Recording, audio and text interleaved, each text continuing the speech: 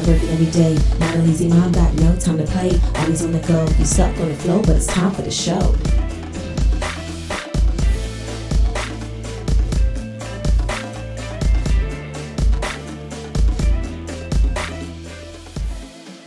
Hello, everyone. I hope I don't sound as tired as I feel right now. And today is like the perfect topic, considering what we went through last night. I love my kids, but do I like them? Of course, we have our amazing co-hosts, Allie and Chris. Hey. Last night and this morning was a whole struggle. And I am exhausted. I really just wanted to say, you know what? Can we reschedule this podcast because I'm that tired? Do you find that your children are more enjoyable, or are they pure work? Do you look at them as a burden or a reward? What's your mindset when it comes to the struggles of parenthood, and how do you overcome it? That is what we're going to talk about today. You know, I love my kids, but sometimes I do not like them. They get on my nerves. And at 3:00 in the morning, when they're waking up for no apparent reason, when they're almost 2, they're not infants anymore, and decide to stay up for 3 hours, you are no longer cute in my eyes. You need to take your butt back to sleep. I do not like you. So that was last night for us. We were up often, and I just blame Chris. Really, T'Challa? Really? It's gonna be my fault. I already knew that, right? I apologize. It's gonna be everyone else today because Monique, you're having one of those days, and I get it. It's like everyone else, it's everybody else's fault. You're counting down until bedtime. Everybody better get out of your way. I get it. Those days are rough. A whole woosah right now, but the reason I blame Chris is because Chris is a very light sleeper. And he does not just sleep. Like, he'll wake up like every few hours. I'd be like, dude, what are you doing? Restroom break. Oh my God. It's so annoying because it then disturbs my sleep. My first 2 kids, they sleep just like me. When they hit that pillow, they are out for at least 12 hours. 10 to 12 good hours. They do not budge. They wake up refreshed and happy. And this last one, he sleeps just like Chris. He's always up. He's always awake. And then he could be dead asleep. If you make a move, he'll just turn around and look at you and start smiling. I'm like, no, you're not cute. Go back to sleep. So he's like between his bed and our bed, because sometimes we just give up and say, screw it. Come into bed with us because I don't feel like we put you back to sleep. I'm giving confessions early. Like with him, I've had the hardest time sleep training him, to the point where I can't even motivate myself to start sleep training him. So we're going to do a whole episode on that, but I just had to get that off my chest right now because a mom who is not well rested cannot be a good mom. So I'm just like you just said, stay out of my way today. I'm so tired, and we have such a long day ahead of us today. So I'm like, woo, sigh. You know what's amazing though? As exhausted as you are, it's kind of like, and my husband and I have always talked about this on the days, right, when, you know, our littlest one is up at midnight, and then our oldest one is up at 3, and then our dog is throwing up at 4. Like, there's always something, but for some, like, you make it through. Like, the next day sucks, but at the end of it, you're like, all right, I did it. And it's so funny because I bet tonight you're going to say you're so tired, but I bet you won't go to sleep right away. You'll probably like scroll through your phone. You'll watch, you know what I mean? You'll definitely scroll through the phone. We'll be hosting family. I have family coming in town for my birthday. So, yeah, I'm probably going to be up, and I have a full day of press tomorrow. So we'll see how that goes. Now, you know what? At the end of the day, hug your family when they get in. Make sure they straight. They got the towels, the soap, the food, and go to bed early. I'm gonna be honest with you too. Like, I was up with him till like 6 a.m. After the second time that he woke up. Right now, I'm literally hanging on by a string. I am so tired. I feel like I'm gonna pass out right now. Yeah, I can tell by the puffiness of both of our eyes. Yeah. Like it's one of those days for sure. But back to the topic. do you find that it's hard at times to look at your children as little rewards? They always say, oh, children, they're blessings from God and they're so amazing. But there's sometimes where I have those moments where I have to remind myself of that. Like, oh my goodness, like sometimes they run around here like little terrorists. I'm like, you need to go sit down somewhere. But it's so funny how back and forth you can go. We look at kids and always say that they're little balls of emotions that are like little roller coasters. But then at times we're the same way, because the next second I'll look at them and say, oh my God, it's so cute. You're so adorable. I love you so much. Oh, my kids can drive me absolutely insane. I mean, nonstop temper tantrums or whining. The whine, I just like cringe and can't deal with. And then after I tuck them in, which feels like it takes forever, I'll look on my phone at pictures of them and be like, oh, I just want to wake them up. They're so cute. I can't wait to see them in the morning. I do the same thing. Sometimes I'm so frustrated. Like last night, for instance, I keep repeating myself, clean up, clean up, clean up. Eat your dinner and get a snack, and that way, once I get Chase sleep upstairs, then you guys come right up. Of course, they never made it up, the oldest two, until I came back down and I had to yell at them to make them get upstairs and get into bed. And I was so frustrated and angry, and they're like whining this and that. But once they went to sleep, I'm thinking about them and thinking about how blessed we are to have kids, because, some people, they don't have kids and they wish they could have kids. So I guess that's one thing that we need to kind of remind ourselves, that we are blessed to have them and they are a blessing. Of course, at times we don't like them. It is what it is, but we know that we love them and we'll get through it. Like right now, like I said, I'm barely hanging in there, but I'm gonna make it, Exactly. And I think, Monique, actually, she taught me, and this was one of her quick tips, where sometimes if kids are acting out, sometimes they just need a hug. And honestly, I feel like that goes for us too. Sometimes when they're driving us insane, when we feel like nothing is enough, if we give them a cracker and it accidentally breaks and it's the end of the world for them, sometimes we both need a hug to just kind of restart and to, move forward on a better note. I know, like, a kid's hug to me, when my son hugs me, it's like the best. So I think that helps too. But it's really not like, in my mind, okay, kids are a pain or they're a blessing. Like, sometimes it's just both. Some days I'm like, can you not look at me? Can you go away? And then other days it's the best.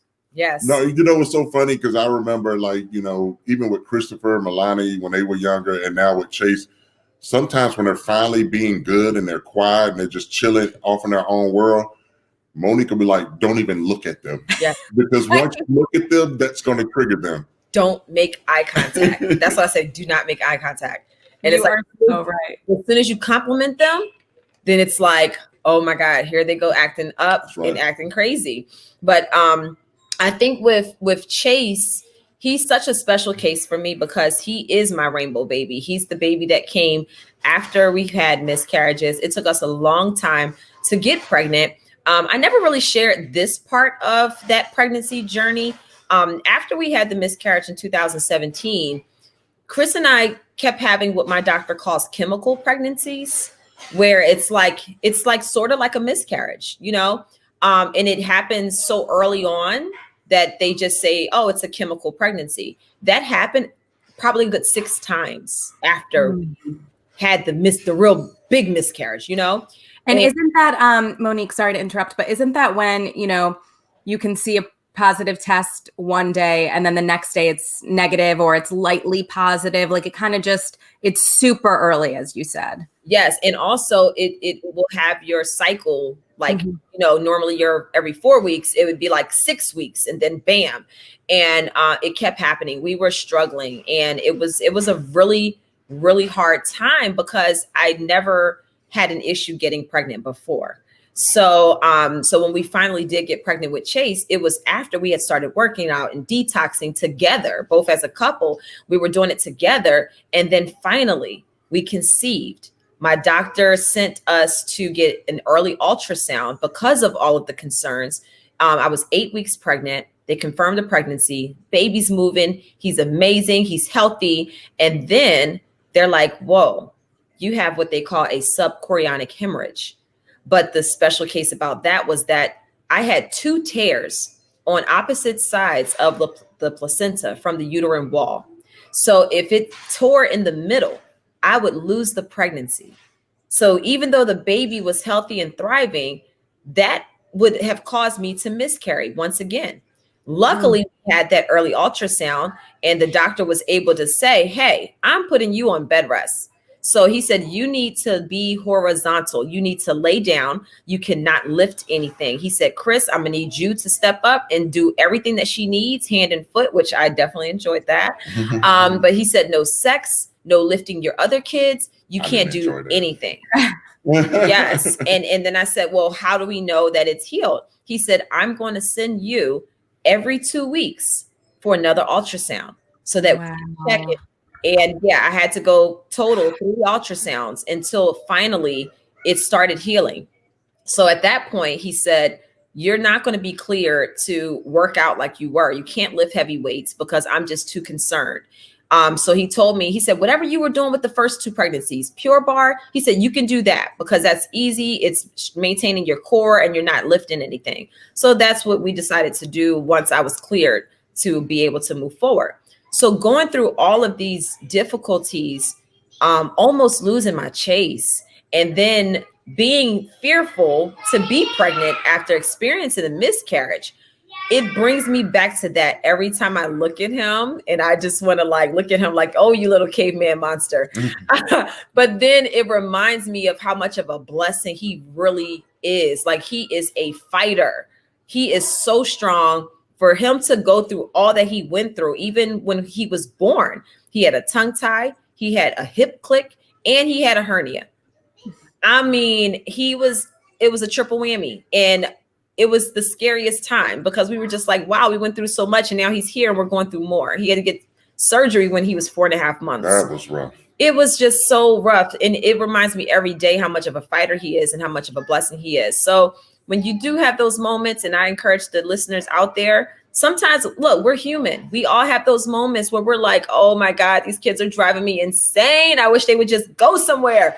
But you have those moments that kind of bring you back and realize all that you went through to have this blessing and how much of an impact they made on your life.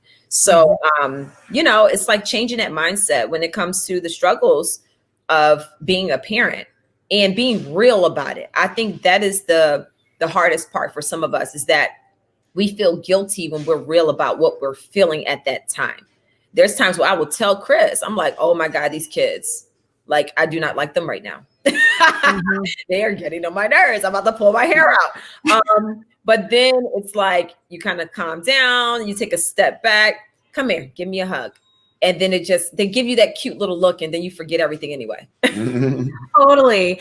And I feel like, and of course this isn't always the case, because let's be honest, that's not real life if it is. But I have found that when I put my phone away and when I am in the moment with my kids, I get less irritated, quickly, if that makes sense. So when I have my phone and it buzzes, if I get an email and I want to look at the email and then my kid is acting out, I mean, that a lot of times triggers can you go away for a second? So I kind of need to not multitask when it comes to the kids, which again, easier said than done. Let's be real. Yes, but that might help, you your child be able to behave the better way, if that makes sense. Yes. No, totally. I feel like there has to be a difference between like raising your kids and enjoying them. And you're absolutely right. A lot of times when they get on my nerves the most is when I'm trying to focus on something else. Mm-hmm. So it's almost like their way of reminding me like, hey, I come first. What are you doing, mommy? But what's funny is that once they get all up into their little activity and they're not paying me any mind, then I'm looking at them like, hey, I'm here. Like, come on, you don't want to play with me?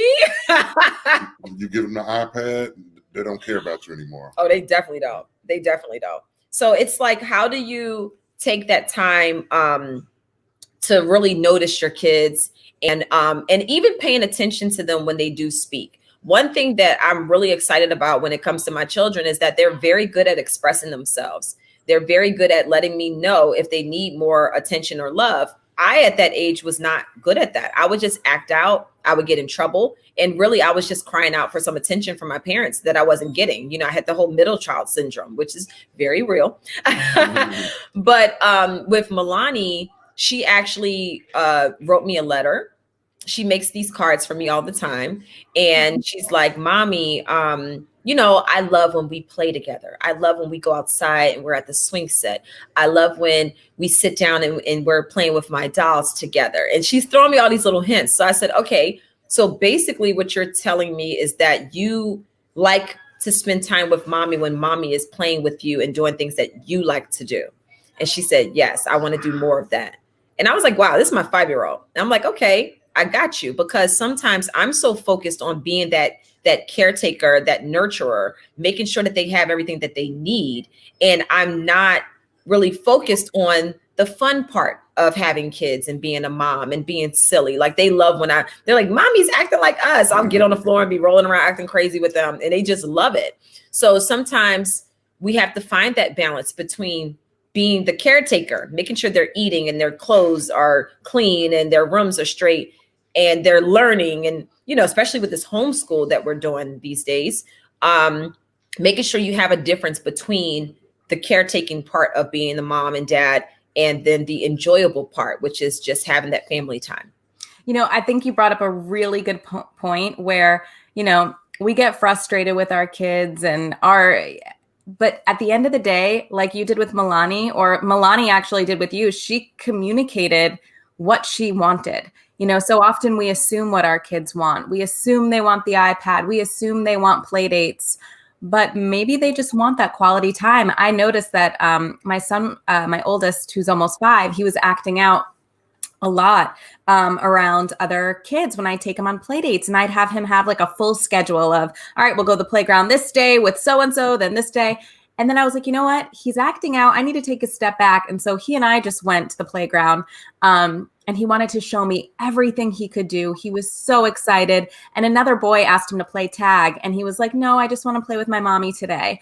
And so I think, I know, and since then, you know, I've made sure to follow his cues and ask him, hey, do you want to go with a friend today? Or do you want to just go with mommy today? So I think, as we've talked about, you know, in previous episodes, our kids are people. We need to ask what they want and not assume that that's what they want.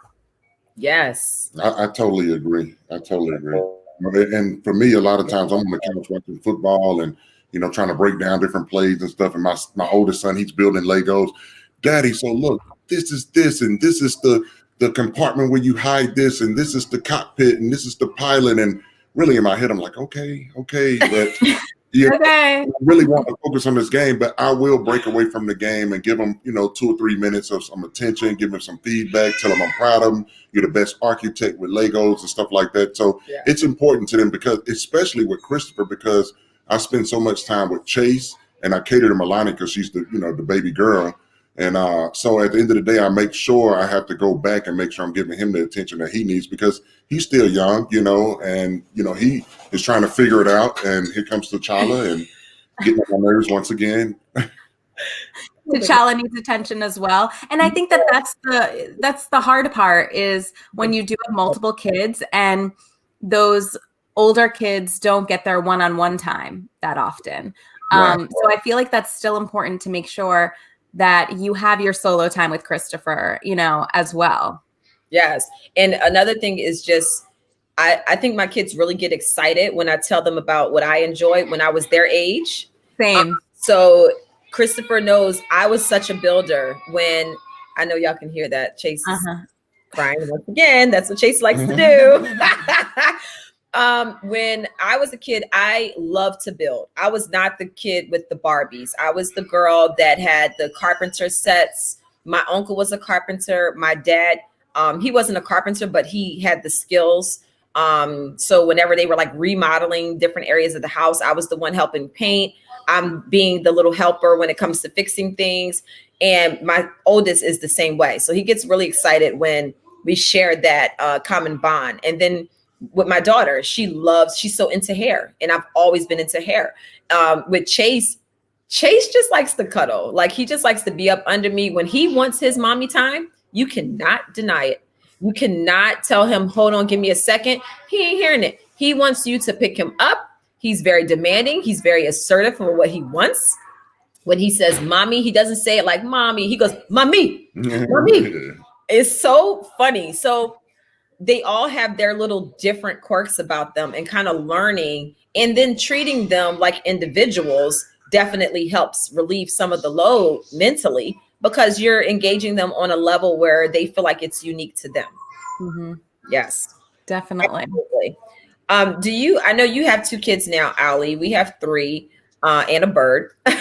Do you ever tend to favor one child over the other? And if so, what would be the reasons behind that?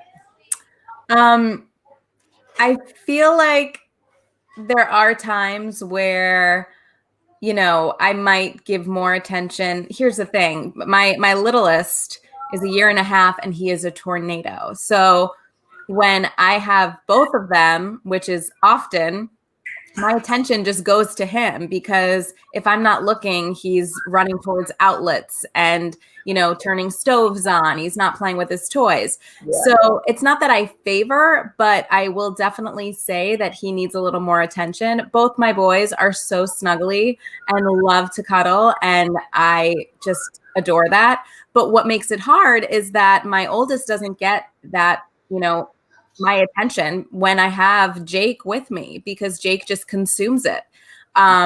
So I just have to make sure that I give them both attention. But I wouldn't say I favor. I would say that they're both at such different ages where, Sam, I can have real conversations with. He's willing to just take places and explore because he's so interested. And Jake is a year and a half and this squishy little thing that loves when you kiss his belly. So it's just so different. Yes. No, I totally understand. I remember before having kids, I would hear parents say like they had a favorite child. And it would be like, I was like offended. Like, what do you mean you have a favorite child? Like, they're all yours. How could you favor one over the other? So now, as I have become a mom of 3, I get what they were saying. It's not that they favored one child over the other. There may be a child that shares more in common with them, and they can relate to that child better than they can relate to the other. Chris can relate so much to Chase because Chase is such he is like a little fighter. Like, he's strong-willed. He has that attitude, like, you can't tell me I can't do this. And when it comes to Chris and his athleticism and him being, a former football player, and that's what he did most of his life, is being physical. Chase loves to just, like, if Chris is laying on a couch, he likes jumping on him. He says, "Ebo," which I think he's airborne. And he dives on him. He's so physical like that. So I can't relate to Chase in that way that Chris can. So they have that bond that's unique. Milani, she's such an affectionate little cuddler. She's so sweet. She says the nicest things. She will compliment you. I can relate to that because that's how I was when I was a kid. I was always that one just going around wanting to make everybody feel good about themselves. And that's what Milani does. And then Christopher, he's the builder. He's the thinker. He likes having these deep conversations. So I get now what people mean when they say, oh, I favor a child. It's not necessarily saying I love them unequally. It's just saying this particular child I have the most in common with. That particular child is a split image of me and my husband, and that particular child acts just like my husband. So you just connect in different ways, but you just love them all the same, Yes, I think that's a great way to put it. Yeah, definitely. What about you, babe? I totally agree. I mean, each one of them, they have their little quirks about them, and I have to kind of maneuver and figure things out with them. And then Chase can be so sweet at times, but then he's just a barbarian. He's rough. He's tough. Christopher is heavy-handed as I don't know what. He's so big and he's so strong. So I had to kind of tone it down a little bit with him because he's hurting me when he hits me. And Christopher's so emotional, like if he's watching a movie and like Spider-Man's uncle, he got killed by this robber, and Christopher just broke out in tears. And, it was special to me because I was like, most of the time boys want to be tough. They don't want to cry. And And I just embraced it. I said, listen, I said, it's okay that you're crying. I said, you know, a lot of men are scared to show their true emotion. And I said, it's perfectly fine. And I think that's a strength in you, Christopher, that you're not afraid to show your emotions. So, and, you know, Milani, she's my little baby girl. And whenever she wants to cuddle, I put everything down and cuddle with her and comfort her. And, but at the same time, I still let her be tough at times when I keep telling them to stop playing rough. And she goes and does it anyway. And Monique is like literally running around the house chasing the bird. And the bird is running around. And but sometimes I have to, you know, let her fall and, you know, and cry. And I was like, I already told you that 5 times, stop running through the house. So that way she will have a tough time to her. But this bird is literally doing circles around a fish tank. I want to and see. she's like running after him and he just keeps running from her. So I don't know. I think Monique, we're going to have to fire her from this podcast. She my God. A bird literally in the background. It's hilarious. Yeah, so I mean, but all of them are different, you know, all of them have their little things that's special about them and, you know, that's special to me. And, you know, like I said before, you know, I'm just blessed to have them. And it's a challenge now. And you have to adapt, you know, you have to be flexible. You have to have different strategies. If you can hear T'Challa yelling in the background, she finally caught him. Oh, see, you know what? T'Challa's acting up. T'Challa's acting up. But after T'Challa goes to bed, Monique's going to be looking at pictures. All the time. She's obsessed with that bird. Sometimes she's loving on that bird so much. Look, I'm out of breath. I literally just chased him with him. So something could happen. He's so upset because he knows that I'm about to put him away. Aww. And he's like, I'm not having it. Because I normally don't cage him during the day. He only goes in his cage to sleep. But buddy, you got to go in. Right? You got to go in. I'm sorry. I know. I can see.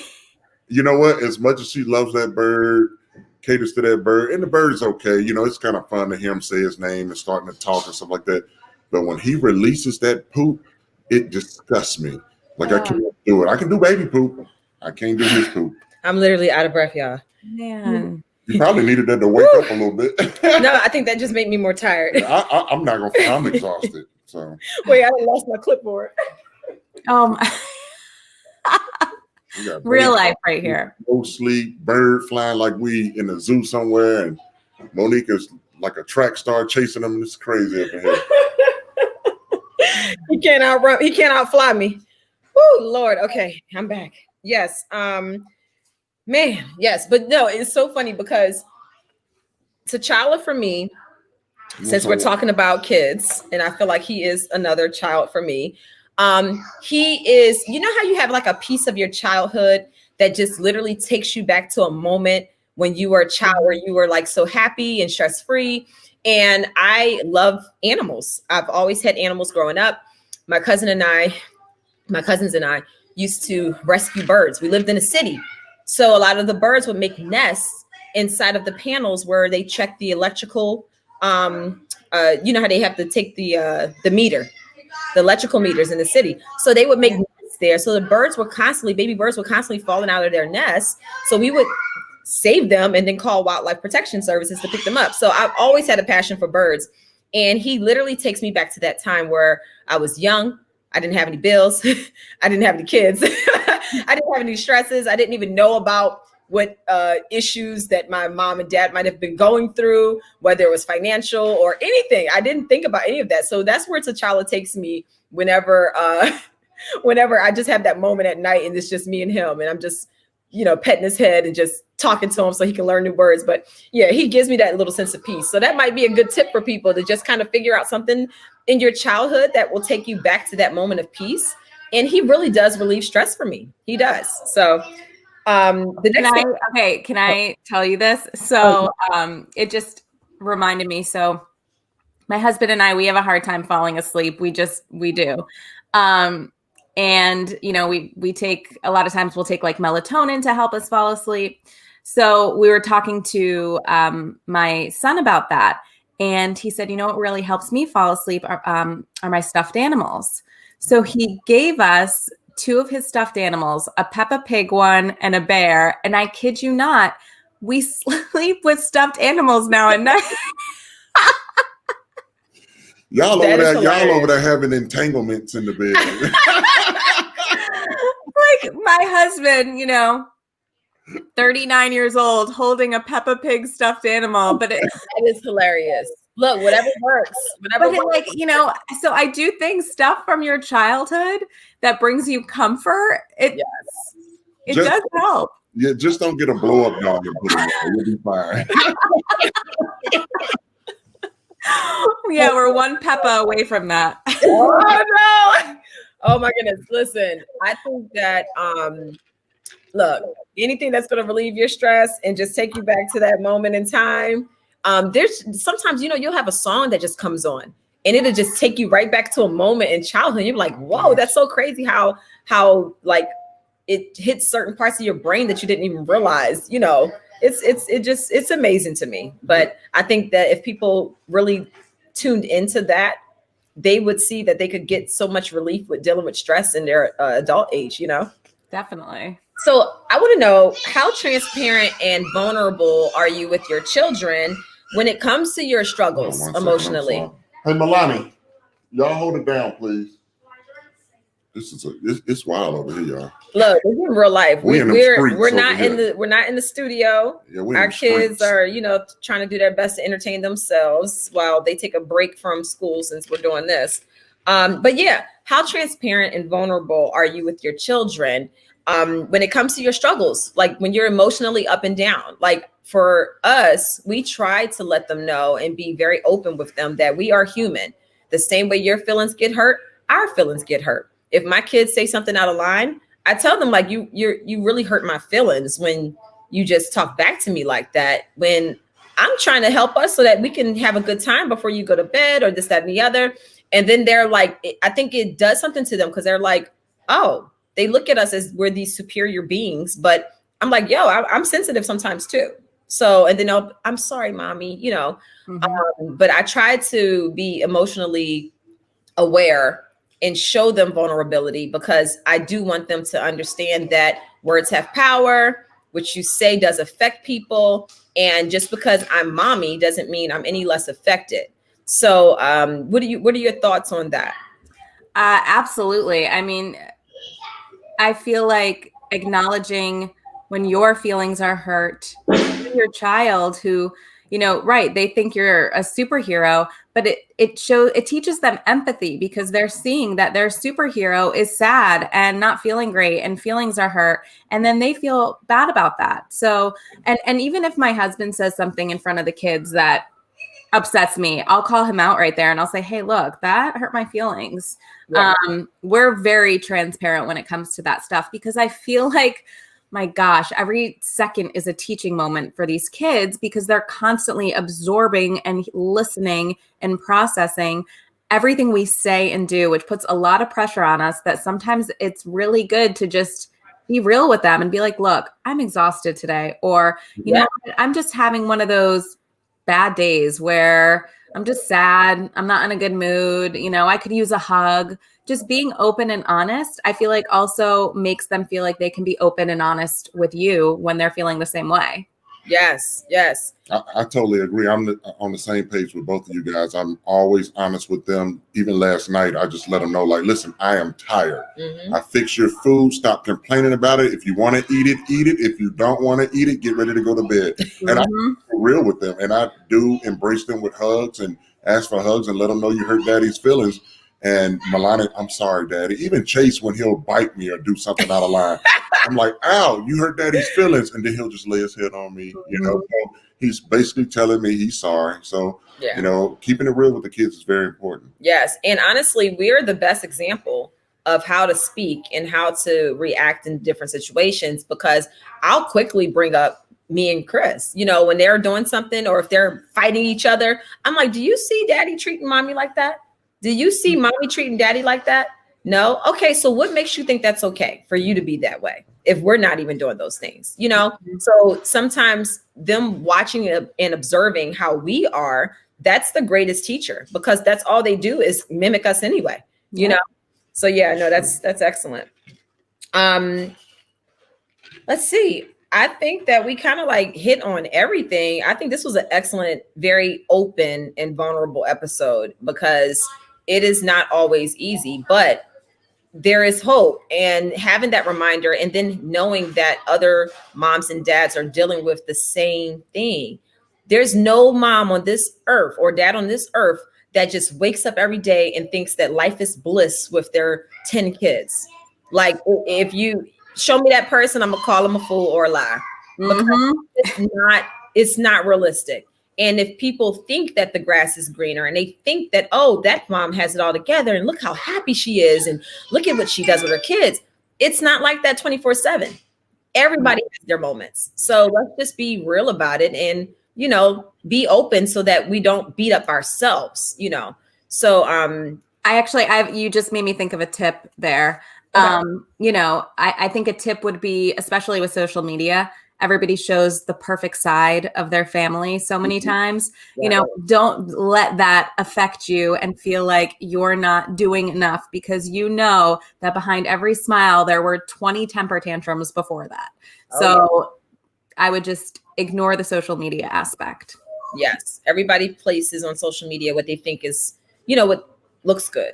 And sometimes it's not that way. I sent Ali a message this morning when I was trying to get some work done on my computer, and Chase was just not having it. And I was just like, I said, I'm documenting this. And he was so upset. He wouldn't let me touch my laptop because he wanted to do it. I set up a laptop for him right next to me. He didn't want that laptop. He wanted the laptop mommy needed to use. So we all have those moments. And I'll probably go ahead and post that on stories for y'all to see. If you follow us on Instagram, I'll make sure I do that. Also, before we go, I want to remind people to follow us on Instagram, because we do have Wind Down Wednesdays, and it's really heating up. Wind Down Wednesdays with Ali and myself, and we just talk about anything, mom, relationship, anything. And we take comments from people, and we have conversations, we answer questions, and we drink our wine and take sips and just have our little woosah moment. And it's been really good. So every Wednesday at 8:15 p.m., follow us on Instagram at Not for Lazy Moms, and just tune in. It's really a nice, just like open moment with us just being real about whatever we went through that particular day. And then, you know, drinking some wine. We also, this is what Milani. Come on, baby. Then her, Okay. Her voice is so urgent. Right. She does that high voice thing. Oh my God. Anyway, a moment of silence. We have not done a moment of silence this season. I totally forgot about it.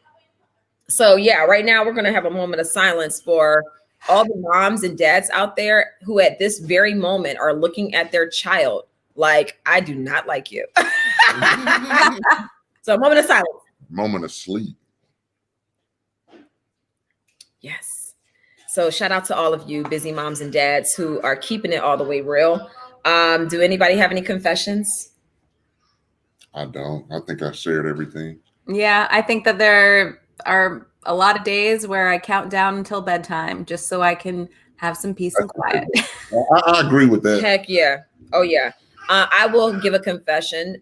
Last night when Chase was acting all crazy and screaming and getting louder and louder at 3, 4, 5 in the morning, I just turned my back and went to sleep. And I just tuned him out, and poor Chris had to deal with him. I was like, I give up. I tried to comfort him. It wasn't working. He kept fussing. He's doing all of this, moving around and kicking. And I was like, okay, I'm going to sleep. Forget it. Daddy had to do it. The thing about it is with Monique, she can actually just flip a switch and go to sleep.